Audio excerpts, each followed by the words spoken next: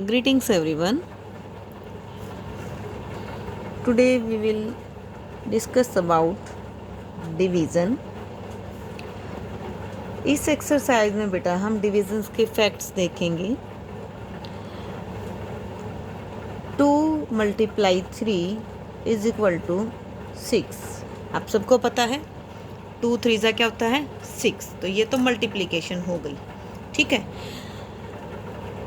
अब अगर हम 6 को लेके चलें, जैसे 6 / 3, तो क्या आएगा बेटा? 3 की टेबल में 6 कब आता है? 2 पे। और अगर हम लेके चलें 6 / 2, तो क्या आएगा बेटा? 3। तो अब इस बात को और इसको आप ध्यान से देखो। 2 × 3 = 6, यानी कि जो हमारा ये आंसर आया है, जो हमारा क्वोशिएंट आया है, सॉरी क्वोशिएंट तो इसमें आएगा, ये जो हमारा प्रोडक्ट आया है, प्रोडक्ट मतलब जो मल्टीप्लिकेशन का जो आंसर होता है ना, उसको हम प्रोडक्ट बोलते हैं। तो जो हमारा ये आंसर आया है उसको हम अगर एक नंबर से डिवाइड करेंगे तो दूसरा आंसर आएगा, और अगर दूसरे से डिवाइड करेंगे तो पहले वाला आंसर आ जाएगा। ठीक है, मतलब कि अगर हम इस 6 को 3 से डिवाइड करेंगे तो आंसर हमारा 2 आ जाएगा, और अगर हम इसको देखो 2 से डिवाइड करेंगे तो आंसर हमारा 3 आ जाएगा। ठीक है, समझ आई ये बात कि जब भी हम इस तरीके से मल्टीप्लाई करते हैं और ये वाला जो आंसर आएगा उसको इनमें से जिससे भी आप डिवाइड करो, आंसर हमेशा दूसरा नंबर आएगा। क्लियर? तो फर्स्ट क्वेश्चन देखो इसके अंदर क्या है, बुक में ही फिल करना है हमें ये। If 3 × 4 = 12, then 12 / 4, यानी कि अगर 3 × 4 12 है तो 12 को हम 4 से डिवाइड करेंगे तो क्या आएगा? 3।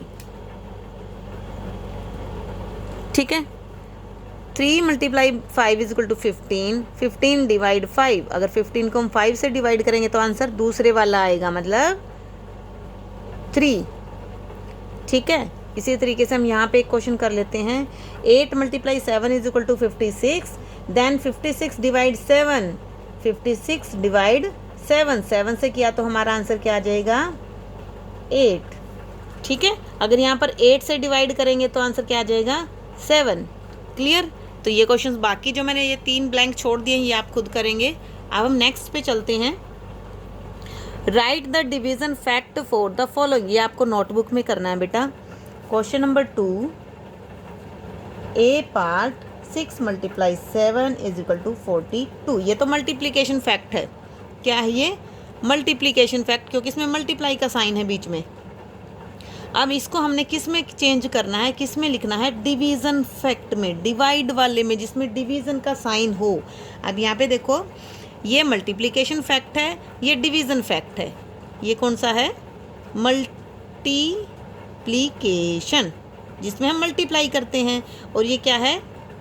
डिवीज़न, जिसमें हम डिवाइड करते हैं। तो हमें मल्टीप्लाई का दे रखा, हमने इसको डिवीज़न में चेंज करना है। तो यहाँ पर भी हमने क्या किया था, जो आंसर आया है 42, ये 2 बार लिख लो। ठीक है, और उसको डिवाइड का साइन लगाओ, और फिर एक बार इससे डिवाइड कर दो, एक बार दूसरे वाले से डिवाइड कर दो। आंसर क्या आएगा आपको पता ही, अगर इससे डिवाइड करोगे तो ये आंसर आ जाएगा, इससे डिवाइड करोगे तो ये आंसर आ जाएगा। ठीक है, ये आपके क्या है? Division fact. समझ आ रहा है बेटा? इसी तरीके से आपने बाकी के 6 क्वेश्चन करने हैं।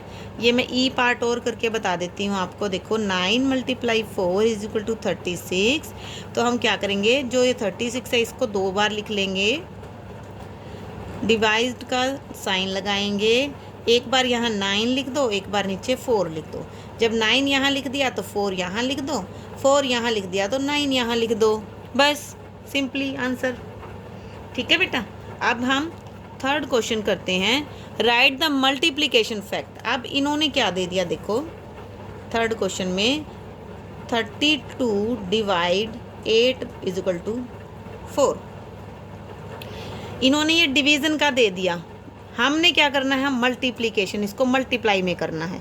तो बहुत ईजी है बेटा, क्या करेंगे, ये जो छोटे वाले दोनों हैं, है ना। इनको हम क्या कर देंगे, multiply. 8 multiply by 4 is equal to 32। बस इन दोनों को मल्टीप्लाई कर दो, इज इक्वल टू 32 आ जाएगा। ठीक है, अब इनको पलट के भी लिखो आप। पहले 8 लिखा है ना, तो अब की बार क्या लिख दो, 4 मल्टीप्लाई 8। बात वही है, कोई फ़र्क नहीं पड़ता। आप 8 की टेबल को 4 तक ले जाओ या 4 की टेबल को 8 तक ले जाओ, एक ही बात होती है। ठीक है, लेकिन ये आपका क्या हो जाएगा, मल्टीप्लिकेशन फैक्ट, और ये आपका क्या हो जाएगा, डिवीज़न फैक्ट। जिसमें मल्टीप्लाई का साइन है मल्टीप्लिकेशन, जिसमें डिवीज़न का साइन है उसमें डिवीज़न फैक्ट। ठीक है बेटा, तो इसी तरीके से आपने ये थर्ड क्वेश्चन सारा करना है। इधर वाले दोनों को आप मल्टीप्लाई करेंगे और इस वाले को इक्वल करके लिखेंगे। ठीक है, अब इसके बाद आपका नेक्स्ट क्वेश्चन आता है, ये देखिए, फिलिंग द ब्लैंक्स। ये मैं आपको उल्टे में यहाँ स्पेस है, यहाँ करके दिखा देती हूँ। Fourth question, filling the blanks. 15 divide 15। अब 15 को 15 से डिवाइड करोगे तो क्या आएगा, 15 की टेबल में 15 हमेशा 1 पे आएगा। मतलब अगर नंबर को उसी नंबर से डिवाइड करेंगे तो हमेशा 1 आएगा। 0 डिवाइड 7। 0 को किसी नंबर से आप डिवाइड करोगे तो हमेशा 0 आएगा। ठीक है, अब dash divide 5 is equal to 0। यहाँ देखिए, इसमें थर्ड में आंसर 0 आ रहा है। आंसर 0 तभी आएगा जब आपका यहाँ पहले में 0 होगा। ठीक है बेटा, 16 डिवाइड 16 हमेशा 1 आएगा क्योंकि सेम नंबर है। Dash divide 1 is equal to 20। 1 पे कौन सा 20 होता है, किसकी टेबल में 21 पे आता है, तो 20 की टेबल में 1 पे आता है। 25 को 1 से डिवाइड करोगे तो हमेशा क्या आएगा, 25। 14 को किससे डिवाइड करो कि आपका 1 आ जाए, 14 को 14 से डिवाइड करो ताकि 1 आ जाए। ठीक है, अब 10 को किससे डिवाइड करें कि 10 आ जाए, 10 को 1 से डिवाइड करें। 10 को 1 से डिवाइड करेंगे तो क्या आएगा आपका 10। ठीक है बेटा, अब 49 को किससे डिवाइड करें कि 0 आ जाए, तो हमेशा आपका क्या आ जाएगा, 0। वैसे यहाँ पर आपका ये ऐसे होना चाहिए, dash divide 49 is equal to 0, तब हम यहाँ पर 0 लिखेंगे। क्योंकि हम किसी भी नंबर को अगर 0 से डिवाइड करते हैं तो वो डिफाइंड नहीं होता, वो अनडिफाइंड होता है हमेशा। और अगर 0 से डिवाइड करते हैं, 0 को किसी नंबर से डिवाइड करते हैं तो हमेशा 0 आंसर आता है। तो ठीक है बेटा, तो इस तरीके से ये आप अपनी बुक में ही करेंगे। और इससे पहले वाले जो क्वेश्चन हमने किए हैं, ये वाला भी बुक में पार्ट करेंगे। ये दोनों पार्ट आप अपनी फेयर कॉपी में करेंगे। ओके।